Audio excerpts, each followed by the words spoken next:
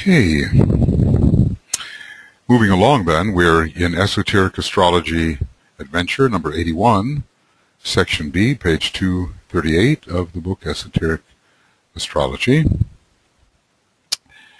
And DK is telling us about a future that we may expect as Libra becomes more powerful in the planetary horoscope and as the legal profession steps up to its true responsibility and functions in an altruistic manner. Think of it, Libra may be one of the most altruistic of the signs.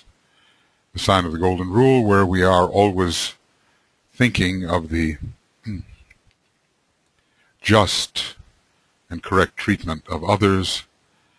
A sign which militates against selfishness. This doesn't mean that there are not selfish Librans, but when its true energy expression is understood and brought forward, applied, then selfishness will be greatly reduced. So I'm, thinking about the second initiation, where selfishness falls considerably. I'm thinking about this, and it tells me that Libra is important in preparing for the demise of the more selfish aspects of Mars. The weakening of Mars on behalf of others. And the emergence into a true altruism, altrui, to think of the other individual, even before one thinks of oneself, to become the true person for others, as the Christ is, the man for others. He is the representative of the Prince of Peace, of the Spirit of Peace. He is the Prince of Peace.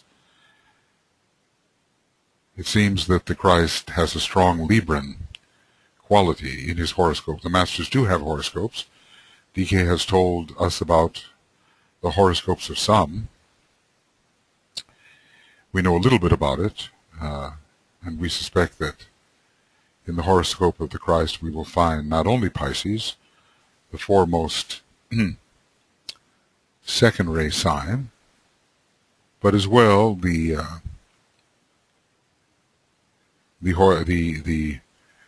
sign of the blending of East and West, the sign of peace, Libra.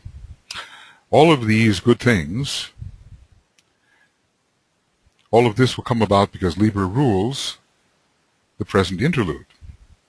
Maybe it's, an interlude of some 500 years from the time the first Aquarian impulses were being registered around the time of Francis Bacon, all the way to the year 2117.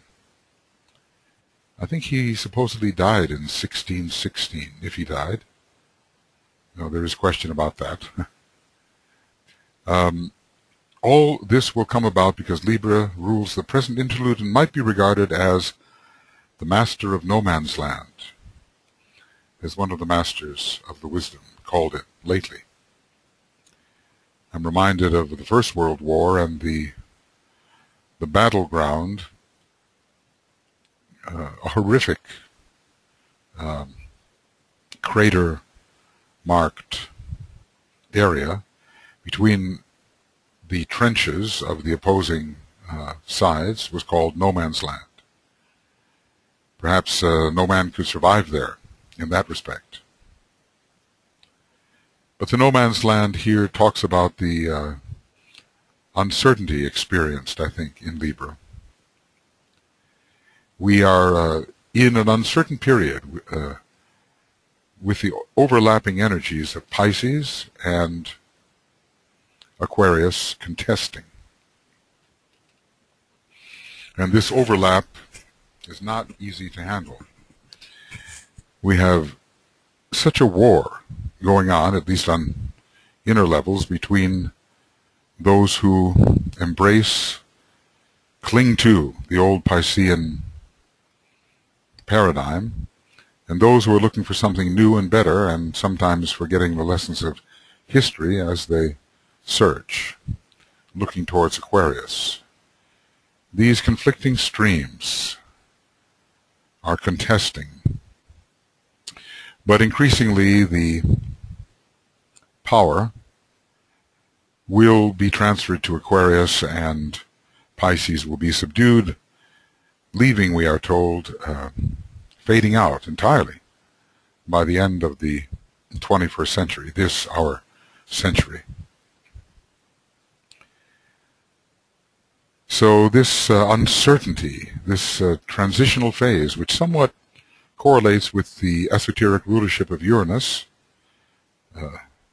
of Libra, a time in which a great transition is occurring, with much uncertainty in the reconstruction now demanded. It's confusing, and the cross currents are so many. But we have to hold true to our vision of Aquarian possibilities, and then we can persist in the face of these strong and even increasingly strong retrogressive tendencies on the eve of their demise. A study of the Bhagavad Gita and of Arjuna's problem, when he sat down, interestingly, in despair. He didn't exactly take a stand. He was in more of perhaps the meditative position. When he sat down in despair between the two opposing armies, will be found most illuminating in connection with Libra. Now, there are some statements connected with the fourth ray integration formula which suggest a similar response. Alone I stand and am. I know too much. Midway I stand between the forces which oppose each other. Always in the midway position and with this isolative despair. Isolation is always a problem. Isolation from the extremes, even while trying to embrace the best points of the extremes. So isolation found here in Libra, in the fourth ray, in Vulcan. And Arjuna not knowing what to do, but having to decide. Thank goodness, counseled by Krishna, as presumably the soul nature, or maybe some overshadowing greater human being. Could it be the Krishna of recent Aryan times? Probably not. That's said to be the Christ, and we're talking about a battle that took place maybe 4 million years ago. So he sat down in despair between two opposing armies, and this would illuminate something of the Libran experience. The great battle which is related in that ancient scripture of India really took place in the first instance, maybe there were other battles, in mid-Atlantean days and in the sign Libra. Mid-Atlantean days. If early Atlantis was 12 million years ago, and we still have Atlanteans with us, and the Aryan civilization is only 1 million years old or so, mid-Atlantean days could have been 654 million years ago. It's amazing how the tradition has been preserved.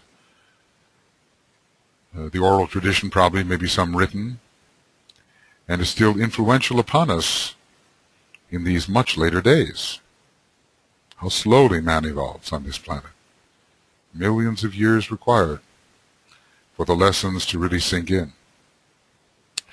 The major conflict of this present Aryan period is being waged upon a higher turn of the spiral and is under the influence of Scorpio. So I would say, an indeterminate result occurred in that ancient time.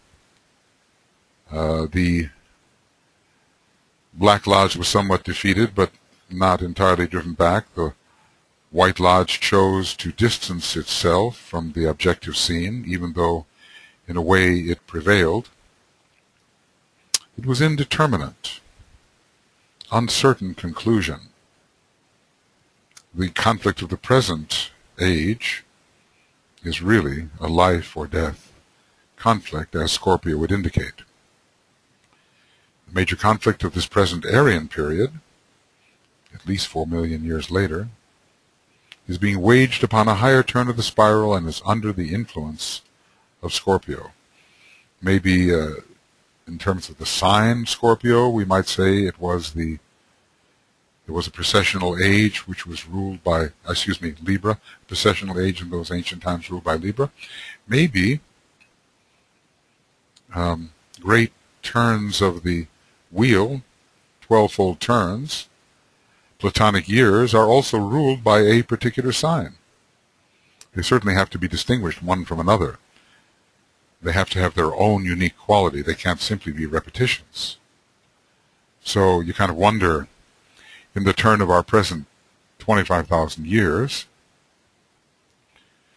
which is, in a way, just beginning, because we're going to retrogress through the signs, and we have many to go before we reach another age of Taurus and commence a Platonic year in the age of Aries, presumably. Perhaps our great Platonic year is particularly ruled by a quality. Maybe it's a zodiac quality, maybe it's a ray quality.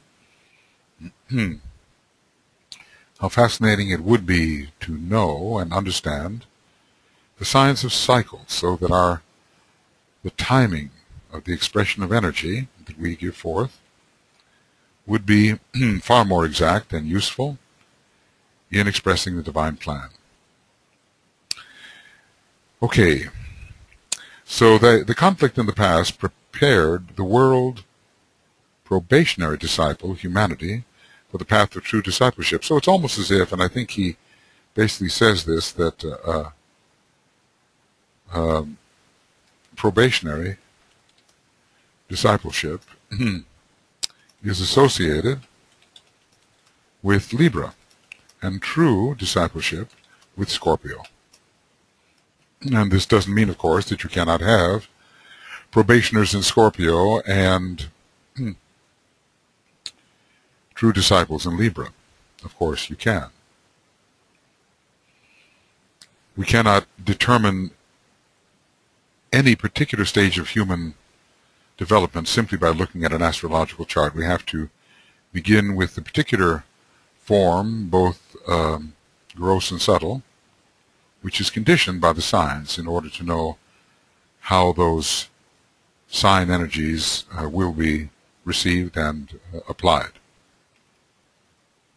So the probationary, we've had humanity's, in a way, probationary discipleship for a long time, in a general sense. And its truer discipleship is indicated now by the great battles which have recently unfolded, and which may still be unfolding if we follow out, the implications of the Armageddon consciousness, which of course is overwrought for so many. It's only understood in a narrow, illusory, biblical manner. In a larger manner, it can be understood in terms of the divine plan and the release of humanity towards the fifth kingdom of nature. So the battle in the present, is preparing the world disciple to take initiation, just as Scorpio ever prepares for Capricorn. I'd like to look at that, if I can do so without major complication. Yes, managed. Okay. Want to go here into Esoteric Astrology, page 333. And we see here that Scorpio stages the release of Leo, yes. And Capricorn consummates the work of Scorpio. That's the one I was looking for, right here. Capricorn consummates the work of Scorpio. So the big conflict in the present era is preparing the world disciple in Scorpio to take initiation in Capricorn, the first initiation, the birth of the Christ in the heart, which is even celebrated exoterically in Capricorn.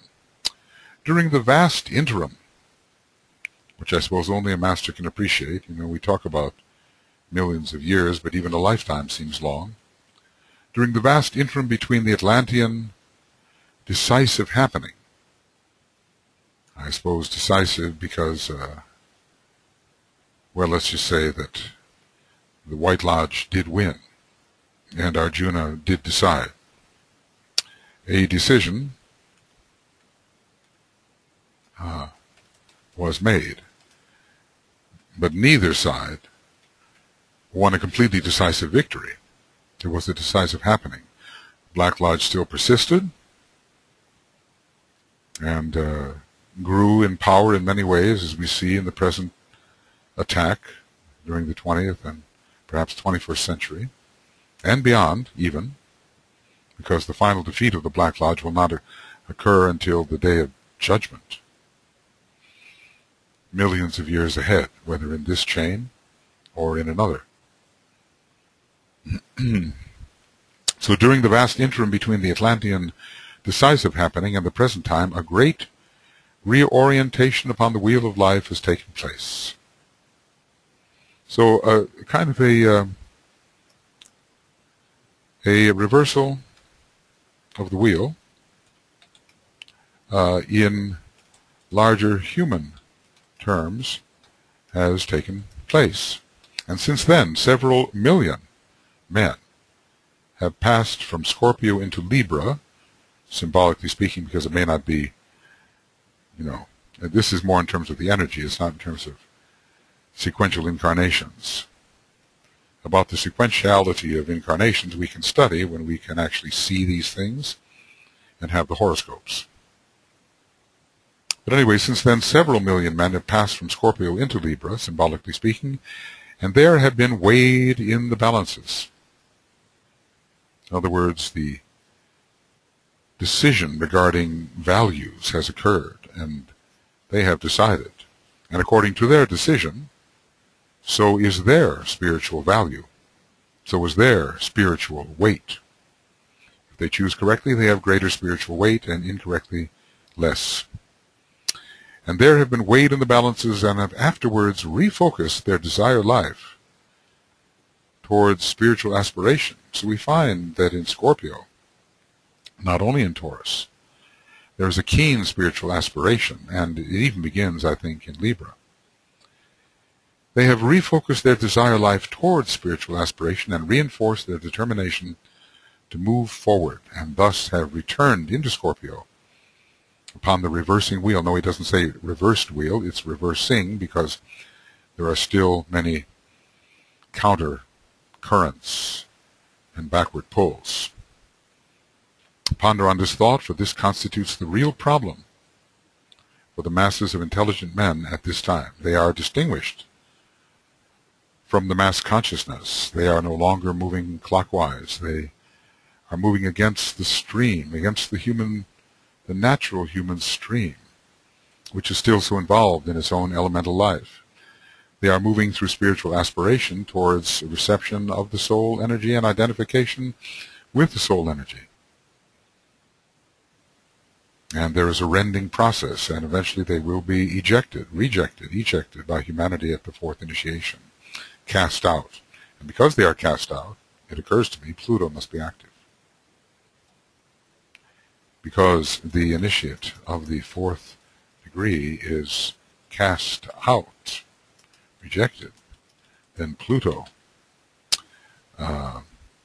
must be active at that time, for Pluto is the god of ejection, of throwing away, of casting away, of elimination, of being thrown beyond the pale and into a new kingdom. So Pluto, in this case, guides the entrance into the fifth kingdom nature. As you already know, what do we know? Well, we have a certain kind of knowledge. But as for deep experiential knowing, well, okay, that will come. As you already know, Libra is one of the four arms of the Cardinal Cross. How do they go? Is it initiation or creation, manifestation, legislation, initiation? Creation, Aries; manifestation, Cancer; legislation, Libra; and initiation, Capricorn. You kind of wonder at times, who are these 12 constellational lords? They are associated with each other in a group. Who were they? How did they evolve? What is their present status vis-a-vis each other at the moment? They certainly are not all equally developed, even though they are in a group. And it's a stupendous group within the energy system of the one about whom naught may be said. Our local one about whom naught may be said.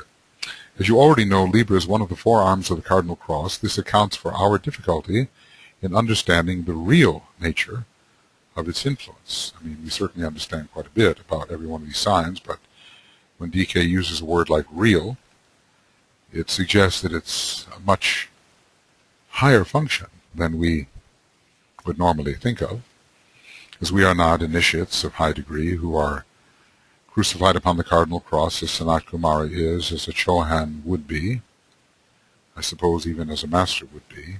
We are not that. And so our understanding of the real nature of the Cardinal Cross is lacking. The significance of the energies working out into our solar system through the medium of the four arms of this cross, or from the four constellations, Aries, Libra, Capricorn. Aries, Cancer, Libra, Capricorn can be summed up in the four words. Okay, well, I didn't know this was coming, but here it is. Creation, manifestation, legislation, and initiation. One word to comprehend a vast process. Having given you these words, their very scope and meaning make it hard for you to understand.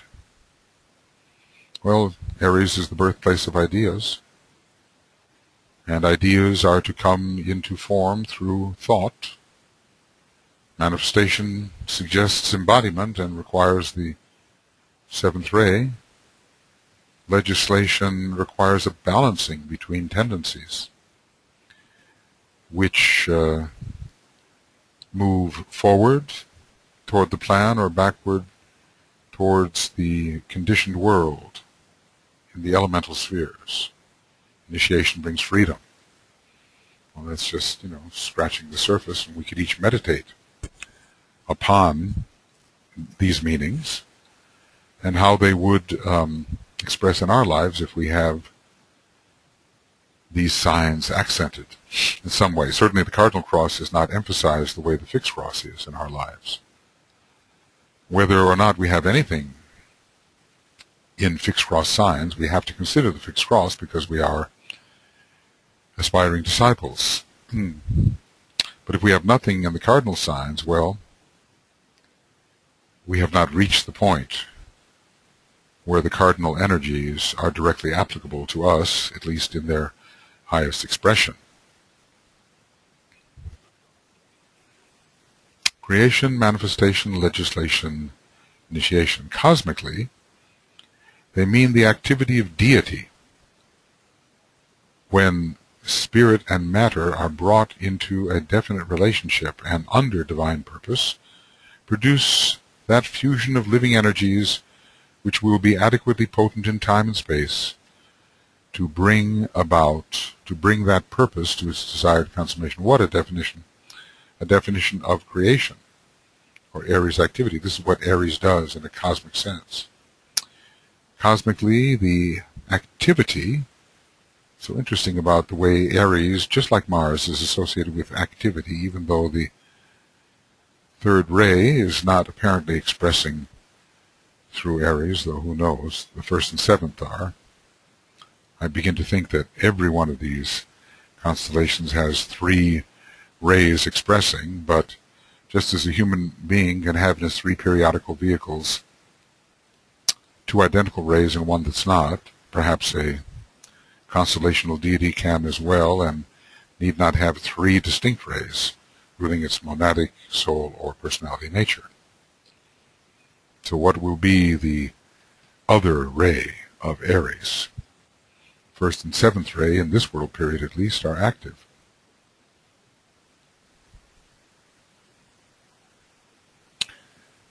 So the activity of deity when spirit and matter are brought into a definite relationship, and as far as spirit and matter goes, we could be speaking of the energies of the logoic plane, and of the cosmic ethers representing spirit, and then the energies of the dense physical body of the solar logos.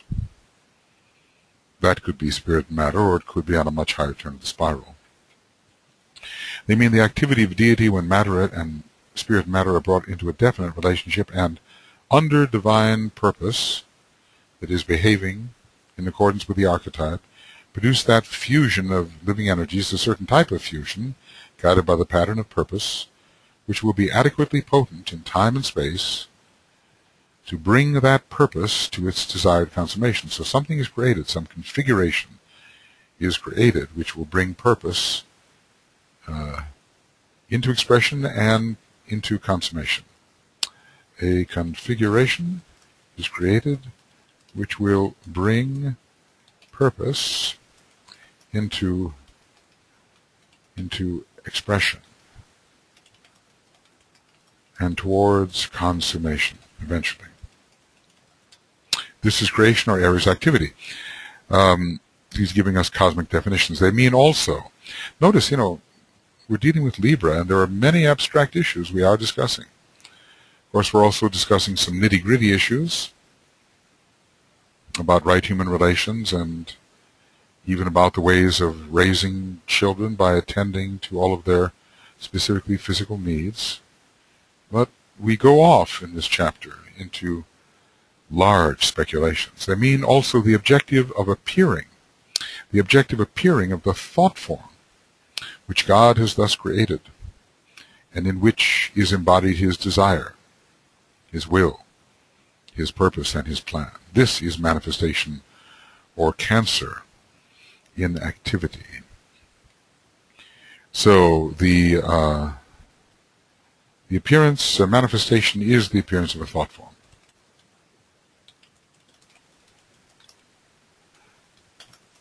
Of a thought form. Appearance.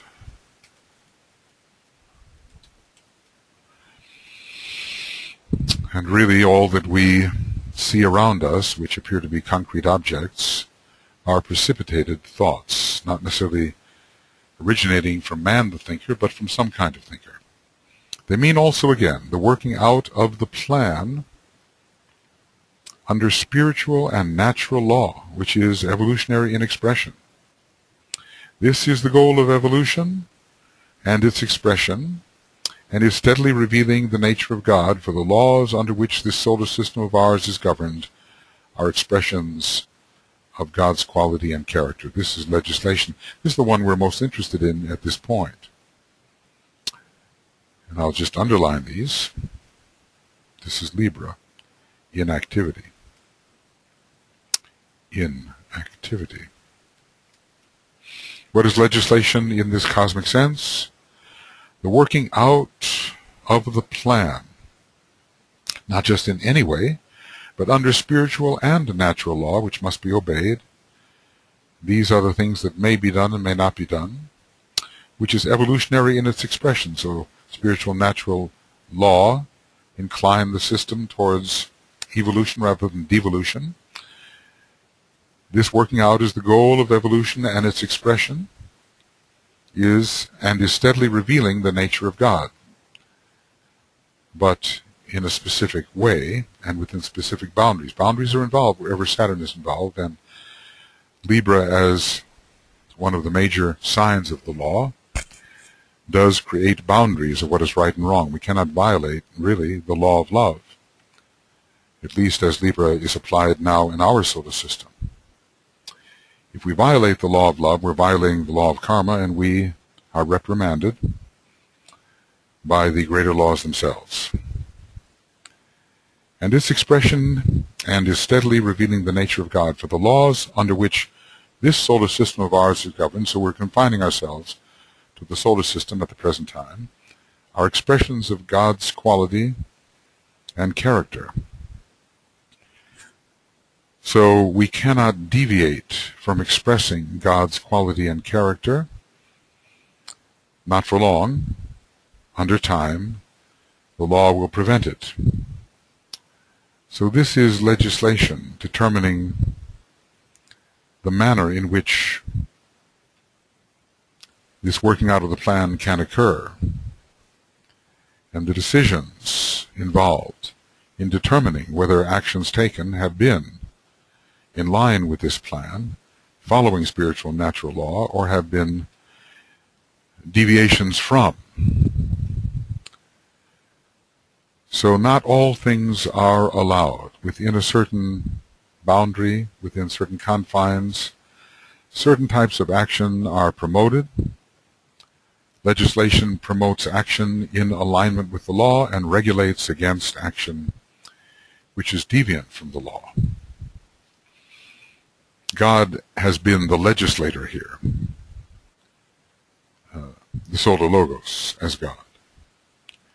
He has set forth certain spiritual and natural laws, and the injunction that they be followed, and lesser respondents create their own types of laws in reflection of the ones set forth by the great Logos, until man himself at his own level creates laws which define the limits of what is considered correct action and incorrect action.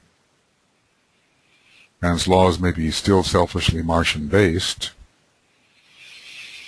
but increasingly as people are spiritualized and as their consciousness is elevated, even man's legislation will reflect true methods of carrying out the plan. The end cannot justify the means also must be in accordance with these laws. And the decision as to which actions are in accordance or are not in accordance, this is legislation. It tells us often what we must not do, but perhaps increasingly it will tell us what we must do to stay in alignment with spiritual and natural law, which are really expressions of God's quality and character. The laws might be entirely other in another deity's system, that other deity having different type of quality and character. But if God is to be able to express itself, God the Solar Logos, through every one of its parts, of which we are representative, then the quality and character of God must completely permeate its many expressions. And if we deviate from God's quality, which in this case is love, God is love in our solar system, a great heart center of a cosmic logos, if we deviate, then we are not expressing according to law, and we will be corrected either by the systemic laws, planetary laws, or even man-made laws, so we get back into line, as it were, and into a safe area where our actions are truly evolutionary rather than devolutionary, taking us toward the left-hand path where there is no evolutionary progress. So that's Libra and legislation, and really worth pondering. These are tremendous definitions in a very large sense, and the few things that I'm saying about them are just elementary. And finally, initiation. They mean finally the process of initiation, wherein step by step, stage by stage, there's that Saturnian gradualism again, under law, under Saturn, and through the method of gained experience, through the third ray of memory, I suppose, whilst in manifestation, the method of gained experience, the creative plan initiated by Aries is realized in consciousness. We undergo an illumination. And our mind, our consciousness becomes sensitive and encompassing. It becomes the mind of an initiate. It's not only what we realize in consciousness, that's an aspect of initiation, but also what we can do because of this new consciousness, what we can do with the rest of our energy system. So the unfoldment of the plan is thus carried forward. See, we're talking about the plan, I suppose in this case the solar systemic plan, because we're speaking cosmically, even though our own planetary logos is a cosmic being. Well, whichever aspect of the planet is, whether planetary or systemic, the unfoldment of the plan is thus carried forward through a progressed series of beginnings, I guess Aries is involved, of manifestations and of consummations. The word consummation is clearly involved with Libra, but also, I suppose, with Capricorn, all relative in nature, but leading to an absolute consummation. Is that what he means by initiation, perhaps? Leading to an absolute consummation. These terms, while singular, stand for many representations. A series of beginnings, a series of manifestations, a series of consummations, all relative to the system in which they are occurring, but leading to an absolute consummation, to a great fulfillment, a peak experience in the cosmic sense, I suppose. This is initiation or activity in Capricorn, and this is on a somewhat vast, all this is on a somewhat vast and incomprehensible scale as far as human understanding is concerned, but doesn't stop the Tibetan from offering us these incomprehensible, relatively incomprehensible thoughts. We, after all, have to stretch our minds, have to stretch our power of abstract thinking, have to attune with the direct revelation of intuition. So he needs to stretch us. If he's always repeating the familiar, we may become confirmed in the apparent rightness of what he says, but we won't necessarily understand more subtle things. So when we confront the abstract here, we simply have to allow it to work in us over the years as our understanding grows. And eventually our powers will slowly begin to approximate his, and we will have that kind of consciousness, that type of perception, which is characteristic of the truly liberated human being.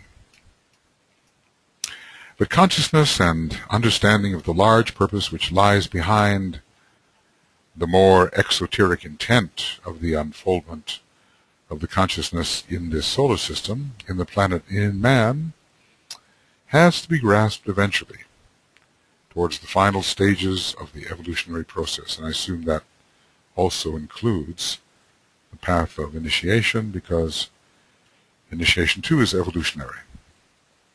So in the higher initiations, we eventually have to grasp the larger purpose which lies behind the more exoteric intent of the unfoldment of consciousness in the solar system. We are speaking here solar systemically. We are speaking of the solar logos, the macrocosm. We are speaking of the solar logos, our macrocosm.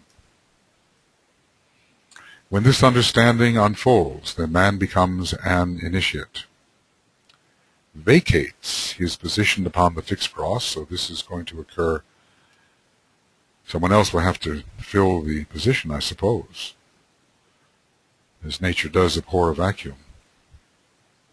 So we are upholding a certain position, certain function, responsibilities upon the fixed cross, but after the third initiation we begin to vacate our position or to dismount, vacate his position, dismounting, vacating his position upon the fixed cross, and begins the relatively slow process of mounting the Cardinal Cross, but not at the fourth initiation, but perhaps only later when one becomes a true master and one is liberated from the dense physical vehicle of the Solar Logos. Perhaps only then can one truly take one's place upon the Cardinal Cross. And even the very great beings who are planetary and systemic and cosmic in nature, they are still upon the Cardinal Cross. So the experience on the fixed cross is tiny compared to the later experience upon the Cardinal Cross, which is lasting millions, even billions of years, who knows how long. All the great beings that we are speaking of, like Sanat Kumara and the Solar Logos and so forth, they're all upon the Cardinal Cross. It's unfathomable to us. But the fixed cross is of very short duration, just a few thousand years perhaps. Interestingly, there's an analogy there with the term of office of the Mahachohan and Manu being very lengthy relatively to the 2,500-year term of office of a Bodhisattva. So the fixed cross is for the cultivation of the second ray, and the Bodhisattva, compared with the Manu and the Mahachohan, is expressing the second ray. It's sort of that transition point in the hourglass, the lower part under the third ray leads to a brief second ray translation into a almost endless first ray future on the Cardinal Cross. Then on the Cardinal Cross, then he becomes a cooperator in the great creative process and purpose. He's no longer dealing with the world effects, no longer in the world of effects. He begins to create his own body of expression upon the Cardinal Cross. Right now, our body of expression is created for us, isn't it? We human beings, as we are now, have certainly not created our body of expression. He begins to create his own body of expression upon the Cardinal Cross, and the impulse of Aries begins to appear in him. Now, one early example of this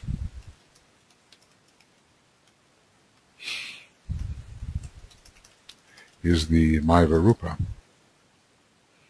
And this is occurring, after the fourth initiation and more likely after the fifth. But it is the first time we're really creating a body of manifestation, body of expression. We're really entering then into the true creative aspect of the Solar Logos, I guess, even the planetary Logos first, Solar Logos next. As yet, he understands it not. He manifests consciously in the world that which he intends to carry forward. Let's see. He doesn't really understand yet the great creative process and purpose. Even the masters of the wisdom are ignorant when it comes to these great creative processes and purposes, yet he understands it not. He manifests consciously in the world, whatever world, probably the dense physical vehicle of the Solar Logos and planetary Logos, that which he intends to carry forward.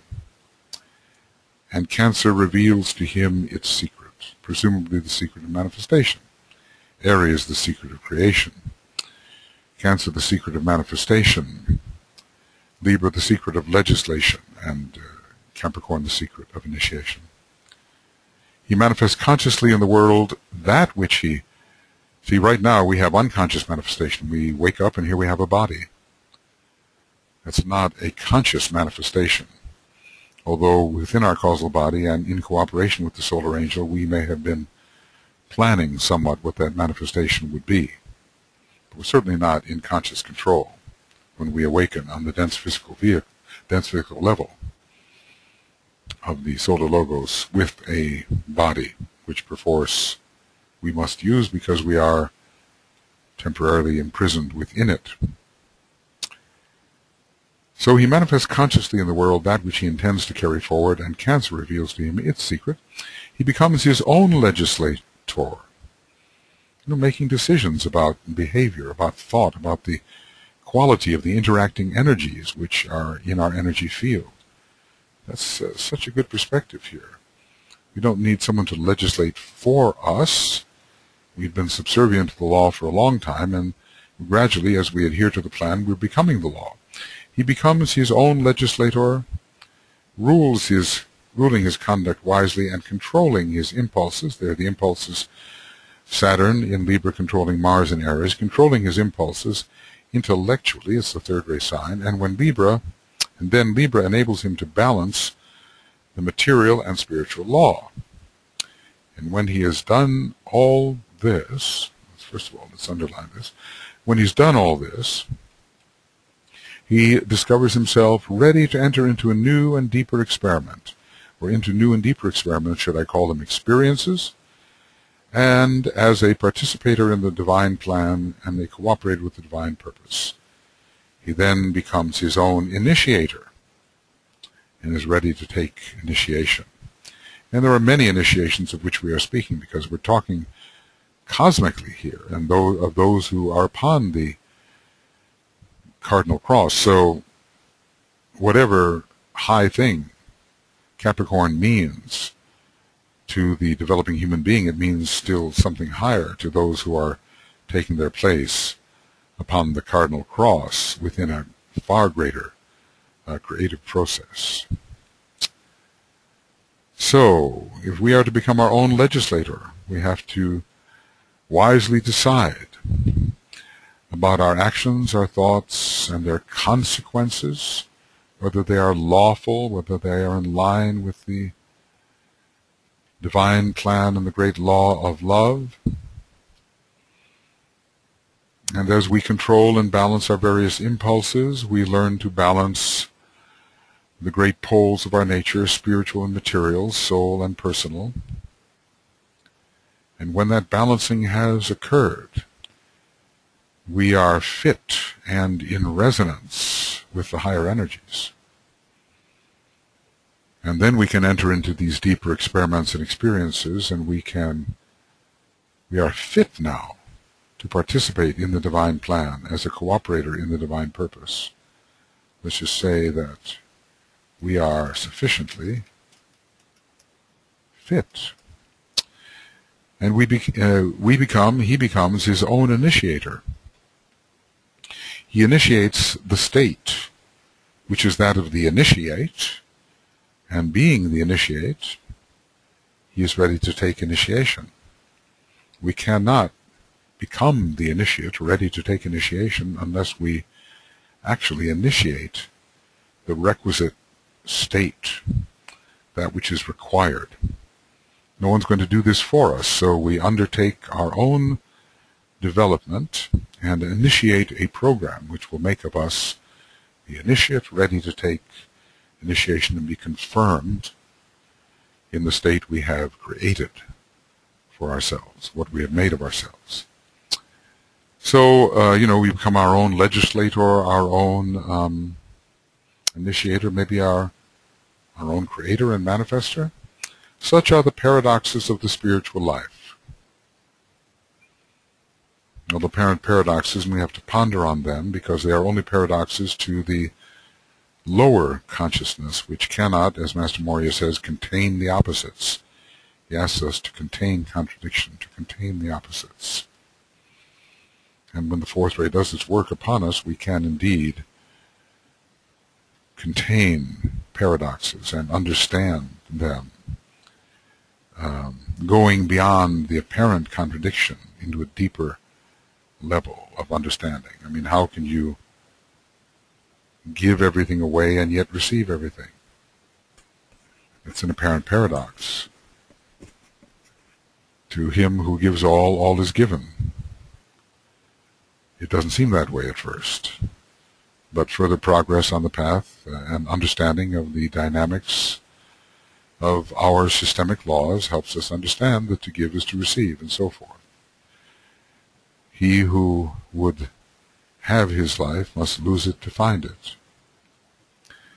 You can only find your life if you lose it. Well, there is a paradox requiring an explanation of the life you are losing and the life you are gaining. They are different, but only someone who's schooled in the science of occultism will realize that difference. So, he who would find his life must lose it. He who would live must die. He who would die must live. These are apparent contradictions only understood by the capacious consciousness. And the capacious consciousness does require much study, meditation, and living experience to be developed. So none of this can be rushed, though it can be hastened at this particular time of world crisis. So he becomes his own initiator and is thus ready to take initiation. Well, we are in a sense identified with Sanat Kumara. Really, essentially, there's no difference. He is the initiator. And he is identified with the Solar Logos as initiator, who is identified with the Syrian Logos as initiator, who is identified, I suppose, with the Cosmic Logos and the Supercosmic Logos, and so it goes, with essences being shared. But how shall we do something that someone else is supposed to do? That's what we must understand. But who is that someone else? So, let there be a mind open to paradox and to the resolution of paradox, and when the fourth ray is active in one form or another, the resolution of paradox is perhaps easier. The fourth ray, having spent so much time in self-contradiction, knows how to overcome it. And it is a ray, we are told, when applied to the mind, which is important in Master DK's work. So such are the paradoxes of the spiritual life. But the secret of the Cardinal Cross is revealed only to the man who has mounted the fixed cross and gone through its fourfold experience.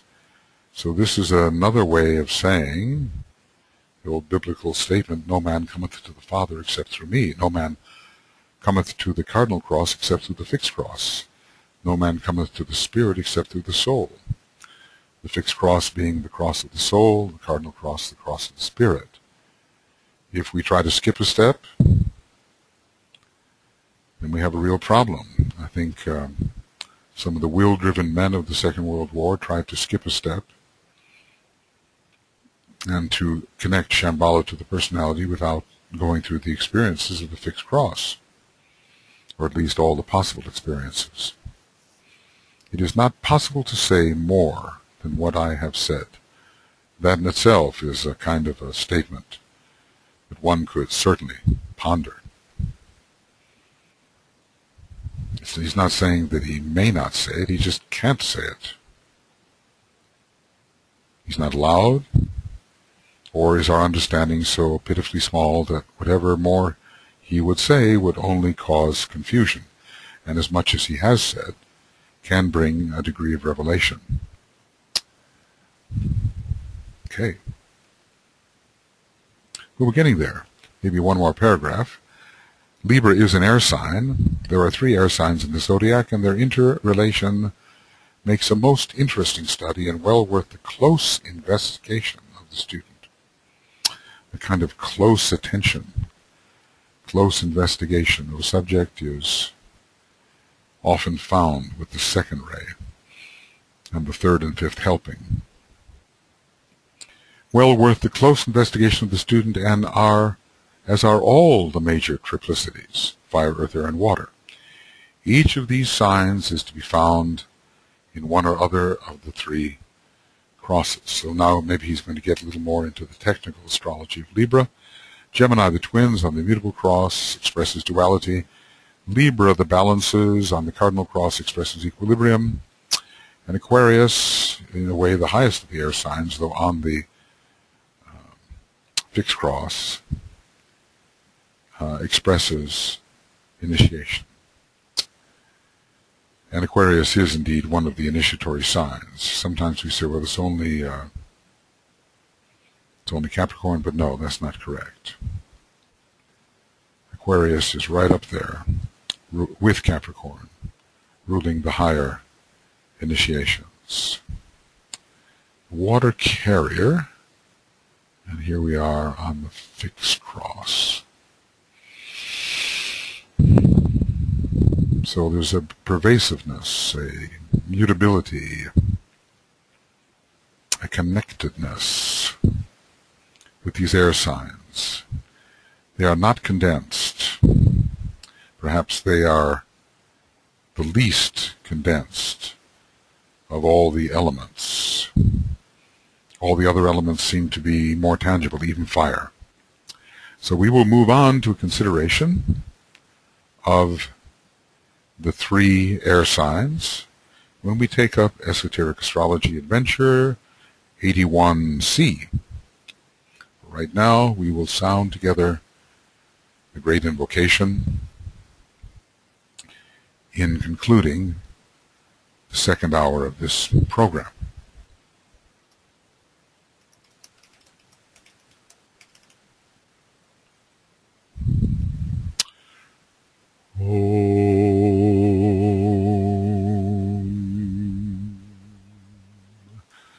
From the point of light within the mind of God, let light stream forth into the minds of men. Let light descend on earth. From the point of love within the heart of God, let love stream forth into the hearts of men. May Christ return to earth. From the center where the will of God is known, let purpose guide the little wills of men, the purpose which the masters know and serve. From the center which we call the race of men, let the plan of love and light work out, and may it seal the door where evil dwells. Let light and love and power restore the plan on earth.